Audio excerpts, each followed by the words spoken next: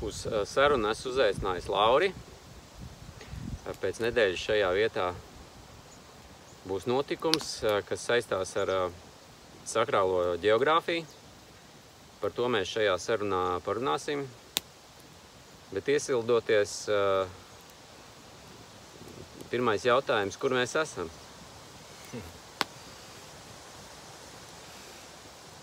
Mēs esam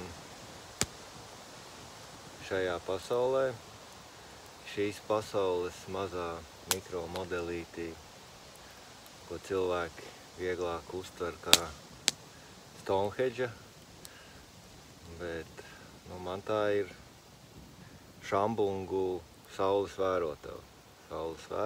Saules aplis ar 8 vārtiem.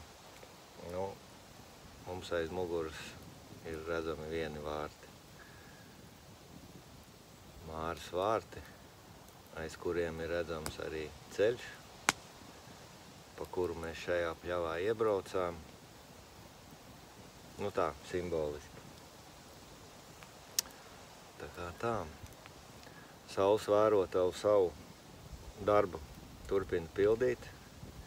To savu pieteikumu viņa ir izdarījusi jau, savu nozīmi parādījusi, kad viņā veselu gadu tika mērīta saule,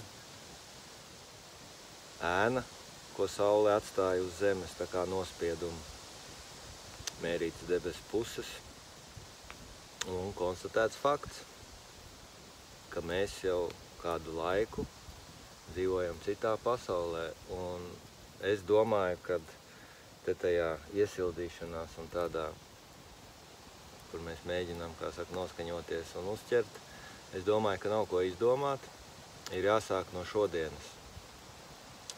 Jo tas fakts ir noticis, kas ir saistīts ar sauli un zemes attiecībām. Ja kādam ir interesi, tad tie jau ir tādi detalizētāki jautājumi, ko mēs varam pārskatīt. Es domāju, šodien sīkāk tajā neiesim. Fakts ir noticis. Zeme un saule. Un saules sistēma kosmosā, tā skaitā, ko mēs saucam vienā vārdā kā pasaule, latviešu valodā, viņa ir mainījusies. Un ja no šodienas skatās, tad jau ir pietiekami daudz fakti, lai beigtu par to šaubīties. Ir pietiekami daudz fakti lielajā pasaulē, kas rāda, ka pasaule grib mainīties. Ir pietiekami daudz fakti mazākās sabiedrības grupiņās, un ir pietiekami daudz fakti individuālajās pieredzēs, ko mēs kā cilvēki katrs piedzīvojam, ka pietiek šaubīties. Un sakrālā ģeogrāfija ir tāds mans izveidots projektiņš, ko es iesāku, jau būs 2 gadi, kad man tā ideja uzvirmoja, tas bija 23. gada rudens, kad uzvirmoja, ka jādodās pasaulē ar kādu savu programmu. Un jau 2 gadus šī sakrālā ģeogrāfija notiek. Un pa šo laiku es esmu uzstādījis tādus kā intereses uzdevumus, kas jāatrisina man pašam. Un manā individuālajā pieredzē ir pietiekami daudz faktu, lai par tiem beigtu šaubīties. Un varbūt šogad es tā pa īstam esmu beidzis šaubīties un jau pa īstam daru to, ko esmu iesācis. Un pasauli pretīm spēlē un rāda, kad viss notiek, un lai tā īsā versijā pateiktu, kas tad notiek, notiek viss, kas notiek cilvēka galvā. Un priekš manis notiek viss, kas notiek manā galvā, tikai es, kad mācoties veidot šīs te programmas, esmu uzlicis vēl sev vienu nosacījumu, kad lai mana pasaule, kas notiek manā galvā un kas materializējās šī telpā un laikā, lai netraucē citiem, jo katram ir sava galva uz pleciem, un priekš viņa arī notiek. Un par to es šī laikā arī esmu pilnīgi pārliecinājis sevi un nometis visas šaubas, ka tas tā arī notiek, kur strādā brīvā griba, kur katram cilvēkam ir dota brīvā griba izpausties, tikai tas nosacījums arī ir kopējs, lai netraucē cita brīvai gribai. Un tas strādā. Tas tiešām ir pārbaudīts ar piemēriem. Un viņi ir tik daudz, un viņi notiek tik strauji un tik bieži, cik tu pats vēlies. Un notiek tā, ka visu laiku notiek, un tagad, es gribu atpūsties, un kādu laiku nenotiek. Jo es esmu pateicis, ka es gribu atpūsties, un viss tas strādā. Nu, un tad tā sakrālā ģeogrāfija ir tas, ka kā es varu darīt zināmu pasaulē to, ko es esmu. To, ko es esmu, kā saka, ieraudzījis, pamanījis, sapratis un jau sācis lietot. Un redzu, ka ar savu skatu, ar savu galvu redzu, ka riņķī apkārt visi to lieto, tikai vai viņi saprot, vai viņi atcerās, kurā brīdī ir spiesta starta poga, kurā brīdī ir palaists nodoms. Un tie nodomi ir tik daudz, kad ir grūti atcerēties, un cilvēki vienkārši neatcerās, ko paši ir iestatījuši, ko paši ir vēlējušies piedzīvot, jo pasaule momentā atspēlē. Momentā uzreiz spēlē, kā tas notiek. Tikai lieta ir tajā, vai cilvēks ir pareizi noformulējis savu uzstādījumu, savu jautājumu. Nu, strādā tā, ka maz neliekās. Jā, tu tādas ļoti vērtīgas pērlītes padevi. Viens par to programmēšanu. Un, jā, laikam traucē apzināties to lietu 2 nedēļu atmiņu, kas ir cilvēkam. Nu, ka viņš nespēja atcerēties to domu, kas ievirzīja tos notikumus. Jā, 2 nedēļu tas ir, gan viegli teikts, gan tai pašā laikā smagi teikts, jo neatcerās ko pirms stundas. Sevišķi, kas ir pārbaudīts, ka cilvēki iet uz to saucamo maģiju vai uz rituāliem, neatcerās, ko ir formulējuši. Ir kaut kāda vispārīgas sajūtas, vispārīgas stāvokļi, varbūt domas, redz, te ir atkal vīrieši un sievietes atšķirība, jo sievietes ir nevis pieradušas, viņas tā ir ieprogrammētas, ieplānotas, kad viņas domā un šo pasauli uztver caur emocijām un sajūtām. Vīriešiem tas ir savādāk. Un par cik tādos ritālos un pasākumos vienmēr lielākā daļa ir sievietes, tāpēc arī tāds varbūt vispārīgs pieņēmums ir izveidojies, ka mums te visiem ir jājūt, mums te visiem ir jāsaprot. Un tad mēs tur šūpojamies uz vienas kājas, tā uz vienu pusi, tā uz otru pusi, bet strādā gan. Strādā gan, kad vajadzīgs gan sajūtas, gan emocijas, gan arī tas prāts. Un te nav apdalīti vīrieši vai sievietes, te ir slēdzās tas faktors, ka mēs visi esam cilvēki, un šie ir tie universālie nosacījumi, spēles nosacījumi vai noteikumi, kas strādā priekš visiem. Tā kā... Jā, bet ja tā pasaule ir pamainījusies, tad es pieļauju, ir pamainījusies arī laika sajūta. Un tad varbūt tās vairs nav tās 2 nedēļas, bet varbūt tās ir 2 dienas, ko mēs tikai spējam tā kā, aptvert. Laiks ir kļuvis relatīvs, un te nav vairs laika mērvienībām nekādas nozīmes. Tas ir atkarīgs no katra cilvēka, un katram cilvēkam tas ir individuāli. Mēs dzīvojam laika telpā, ir mainījusies telpa, ir mainījusies ģeometrija, Saules un Zemes attiecības, ir mainījies daudz kas kosmosā. Mēs uz Zemes dzīvojot vienkārši to ģeometriju spējam nolasīt kā vienkārši lietu, kā vienkārši abeci. Saule, viņa sēna, ko viņa atstāja laikā. Un tā ir tā ģeometrija, kas ir telpa, bet mēs dzīvojam laika telpā. Mainīsies telpa, mainās arī laiks, un arī tas ir pārbaudīts ar mēra instrumentiem, ar chronometru, ar pulksteni, kā laiks peld. Tā kā tie visi ir tie fakti, kad es saku, kad ir pietiekami daudz fakti, lai beigtu šaubīties, lai vienkārši sāktu to saskatīt un izzināt un lietot, jo Dieva pasaulē tukša vieta nestāv, un tā aizpildās ātri, un mēs dzīvojam tādā pasaulē, kur ir gan tehnokrātija, gan dabas likumi. Un tehnokrātiskie likumi ir veidoti pēc dabas principiem, un cilvēkam nav jāizlem vai nu. Te strādā tas gan, kad tehnoloģija, kas ir veidota it kā pēc dabas likumiem un līdzībām, mēs pierodam, jo tehnoloģijas sniedz to komfortu zonu, kurā mēs bieži vien iestrēgstam un aizmirstam par tiem dabas likumiem. Bet tur ir tieši tādi paši likumi. Un šī ir tā telpa, kas tukši nestāvēs, ja mēs nesāksim lietot šos te dabas procesus vai paredzētos procesus šī pasaulē, tad viņus aizpildīs ātri tehnokrātija, un tehnokrātijas auglis ir tomēr mākslīgi radīts. Stāvoklis mākslīgi radīti apstākļi, mākslīgi radīti rezultāti. Nu, to mēs saucam vienā vārdā virtuālā pasaule. Un atkal nekas slikts pret virtuālo pasauli, arī tur ir jāmāk darboties. Un tas laiks, par ko mēs runājam, arī to rāda, kad ir pavērusies šī te cilvēka apziņas uztveres diapazons, kur mēs varam paplašināt savu būtību, savu esību vairākās dimensijās. Arī par šīm vairākām dimensijām es tieši lietoju šos vārdus apzināti, jo manā pieredzē man pasaule ir ļāvusi izspēlēt, lai ieraudzītu un saprastu, kā tas notiek. Un šo procesu, izziņas procesu, esmu vadījis es pats ar saviem uzstādījumiem, ar saviem jautājumiem. Piemēram, šogad es uzstādīju jautājumu, kaut gan tas jau iet ar tādu 10 gadu ciklu, kur es jau pirms 10 gadiem jau šo jautājumu biju tā kā pacēlis. Bet šogad atkal es viņu apzināti izņēmu no sava arhīva un uzprasīju, jā, kad es gribu uzzināt, kā Dievs runā ar cilvēku. Un man sāk rādīt.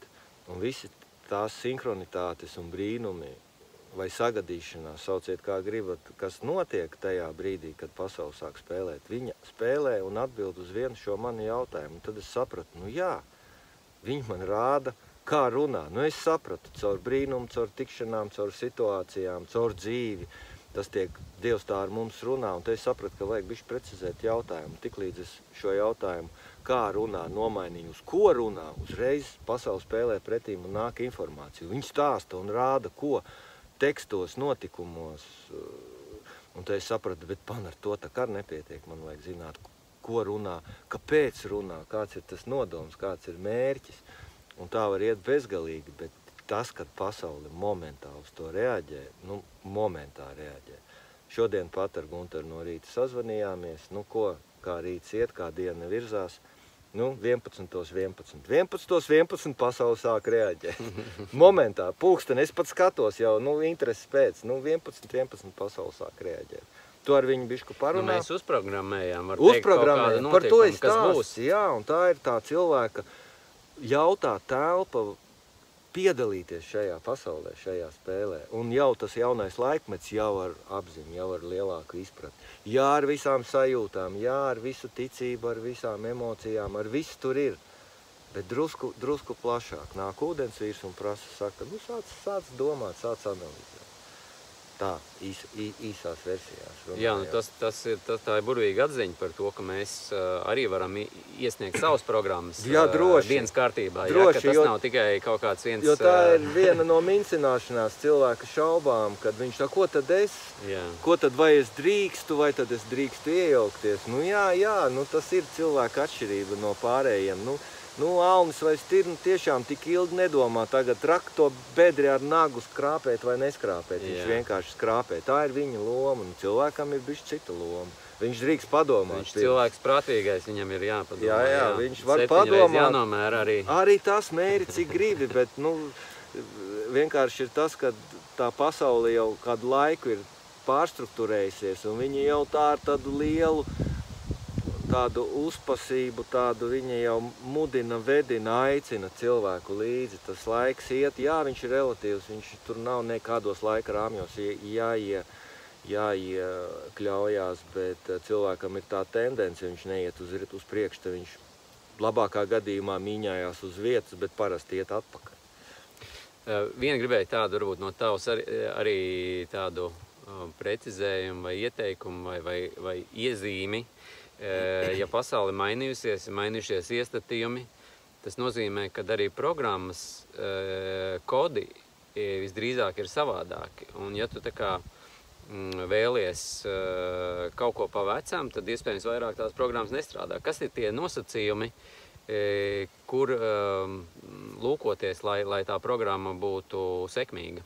Jā, es sapratu to, un redz, te ir tas, kad mēs esam konstatējuši faktu, un tāpēc es saku, ka tie fakti katra cilvēka, katra dzīvē, paskatieties riņķī apkārt, jums ir pietiekami daudz faktu, lai beigtu šaubīties.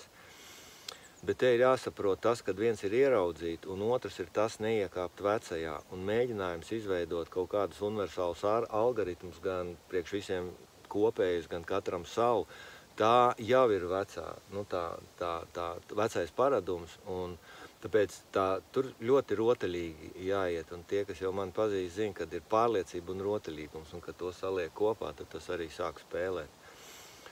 Un ļoti pārliecinošam un ļoti rotaļīgam, rotaļīgs šeit vairāk nozīmē kā elastīgam, lai visu laiku varētu pārskatīt to, ko pats esi palaidis. Tātad pirmais ir atcerēties, un mēs jau runājam, ka tā atcerēšanās jau nav, ko tu tur pārskatīsi, un tāpēc tas ir atkal ļoti uzmanīgi. Un tur ir tā pārliecība, ka tu esi uzmanīgs visu laiku, tu esi modrs, tu esi vērīgs, un tā vērošana un vērīgums tā ir parasta rakstura iezīme, ko var izkopt jebkurš. Tas ir vienkārši treniņa jautājums. Bet prasa daudz gadus. Jā, visu laiku, kā saka, arī tas vērīgums un tas modrība jau ir tas pats vārds modrība sevī nes to, ka tu jau tā īsti atslāpt nevar, bet tā modrība ir tik veselīga, ka viņi jau tev nenogurdina. Un tas ir tā, ka valoda arī, redz, mēs te vārdus virpinam, un valoda arī ir pagriezus citu šķautni, un mēs jau sākam tos vārdus dziļāk, kā saka, izprast. Bet tas, ko tu prasīji neiekāpt vecajā, kas ir tas, kas to visspilgtāk rāda sliedu, kuru atstāja aiz sevis pēc savām darbībām, pēc saviem vārdiem, pēc savām domām. Tas ir tas, ko tu esi izdari vai piedzīvo, vienvārdu sakot, dzīve ir tā, kas rāda to rezultātu, kā tu ej, un dzīve momentā rāda, kad tu kaut ko lieto pa vecam, viņa tevi uzreiz pabrīdina, skaties, vai nevajag pārskatīt, skaties, vai kaut ko nevajag pārmainīt, jo neies bildi ar skaņu kopā. Un ja tu vēl turpini pa vecam, tā kā ieradums, kas ir normāli un cilvēciski, tad viņi saka, neies, tūlīt neies un neiet. Un tad tu redzi to brīdi, ka neiet. Ka kaut kas gāžās, kaut kas veļās, un tā tas ir, tā kā dzīve rāda. Cilvēks iet, dzīvo, un dzīve rāda, spēlē atpakaļ, un tā spēle. Tas interesantums ir tajā pamanīt to un sākt mācīties, sākt apgūt, ko tad vēst. Jā, varētu jau droši vien teikt, ka diezgan spilgti rāda, kad, nevar to nepamanīt. Vairs nevar nepamanīt. Jā, tas tā kā notiek. Bet iespējams, kad, tas, kas traucē, tas, kas ir tas varbūt fons tam visam, ir kaut kādas, laikam, arī bailes no pārmaiņām, bailes no... Es pabeigšu. Jā, es tur pirkstu, lai es atceros. Jā. Un viņas kaut kādā ziņā tiek arī tā kā pavairotas, tiek kaut kādā pasaule spēlējās arī tajā, lai tā kā izdarbinātu tos nostūrus. Un te man liekas, ka mēs nonākam pie tāda svarīga jautājuma, kas ir pēc jautājumu, kur mēs esam, tad kas mēs esam. Jo tas arī visdrīzāk ir tā atslēga tajā, lai tas baiļu fons pazust. Jā, tās bailes, tāpēc es ar to pirkstu noliku, tās bailes ir īpaši lieta, pa ko parunāties, bet tur nevajag domāt, ka tagad mēs sāksim kaut ko sarežģīt, tur viss ir vienkārši. Un par to cilvēku, kas mēs esam, tad arī, lai neizplūstu garajā versijā, vienkārši īsā versija, ko katrs jau būs dzirdējis un zina. Mēs esam Dievs, kurš sadalījies vienalga dvēseli cilvēku sauc, kā gribat, mēs tagad tās detaļas neapskatām. Mēs esam tie, kas spēlē, Dieva spēlē un piedalāmies Dieva pasaulē, vienalga kuros līmeņos.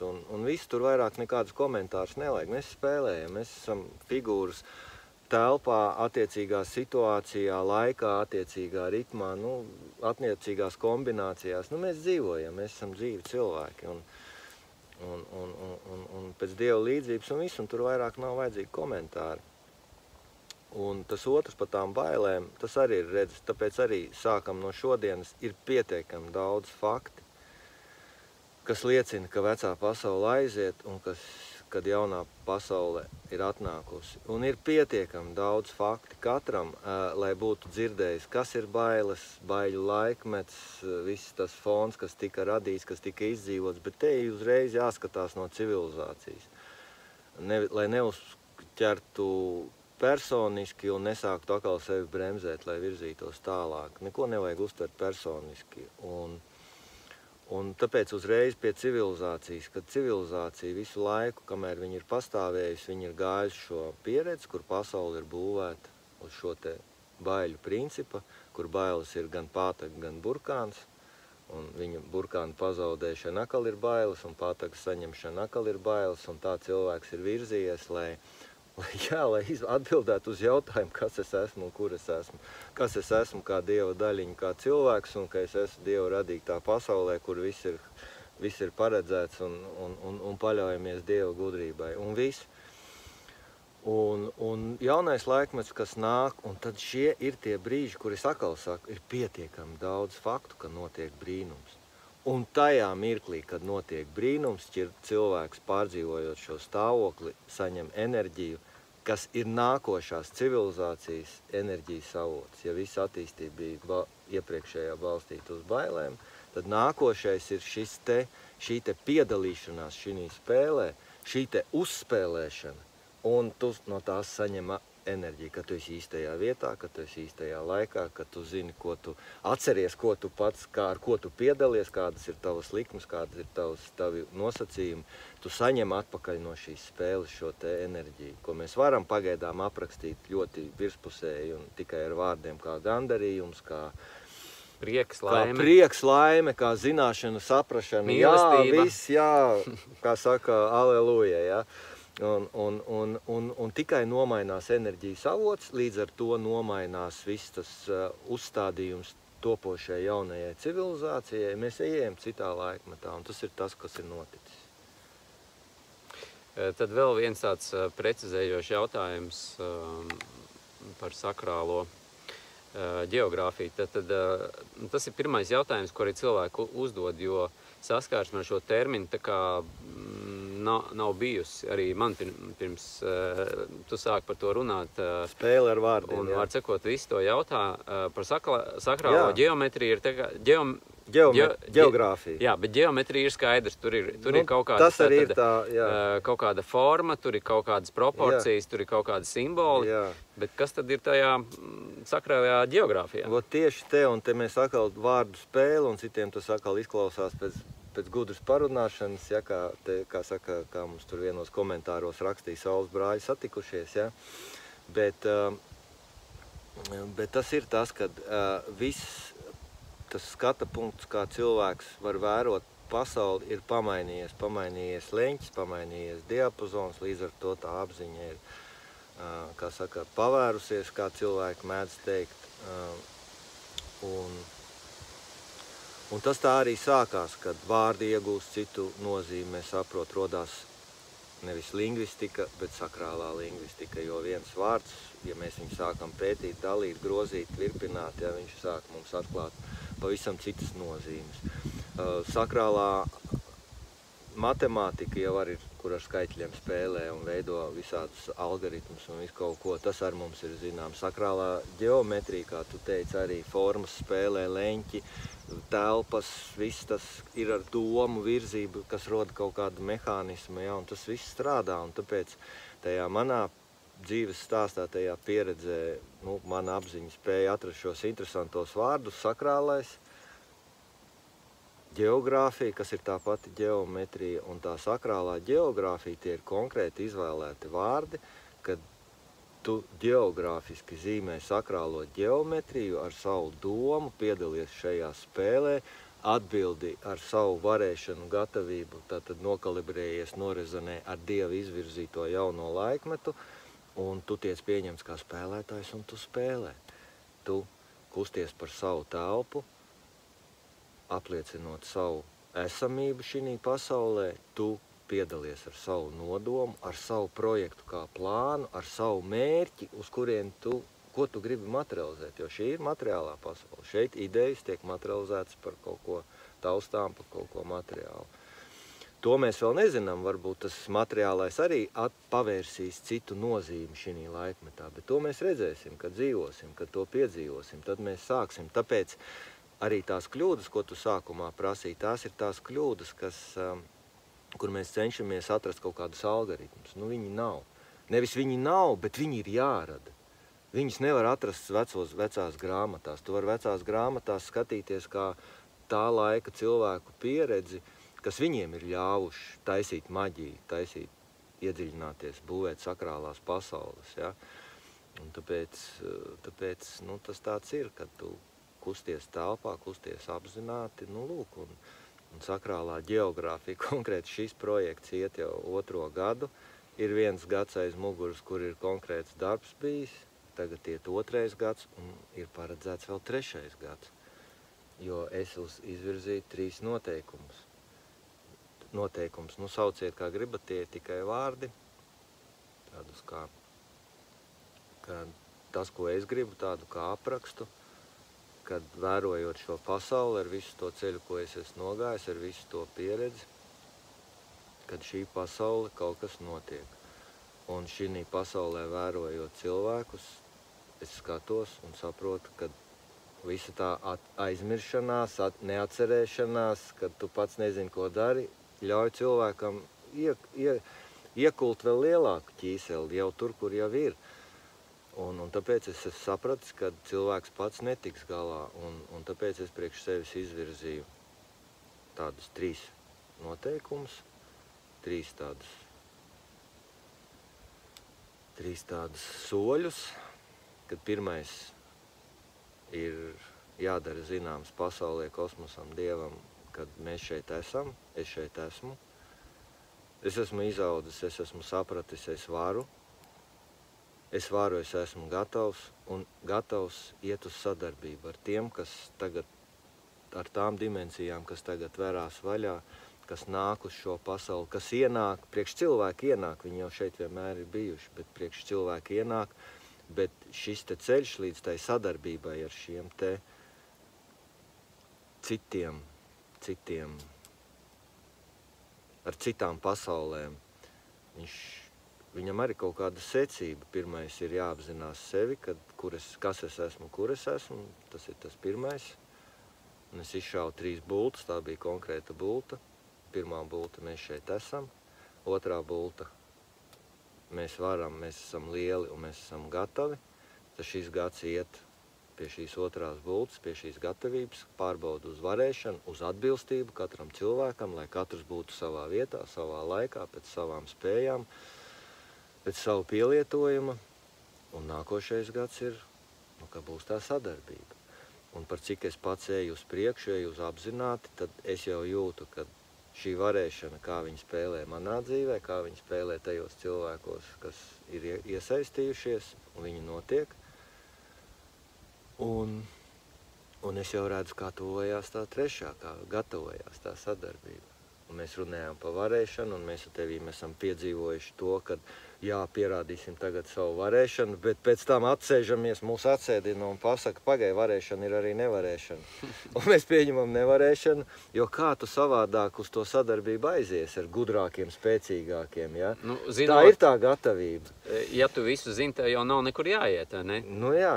Nu, līdz ar to tāda atzīšana par to, ka mēs nezinām, ir jā, tāda jaunā gatavība zināt. Te ir tā atbilde, kas ir cilvēks. Nu, ja? Dievs ir tas, kam viss ir, un cilvēks ir tas, kam vienmēr viss ir tas pats, kas Dievam, bet drusku kaut kas pietrūkst.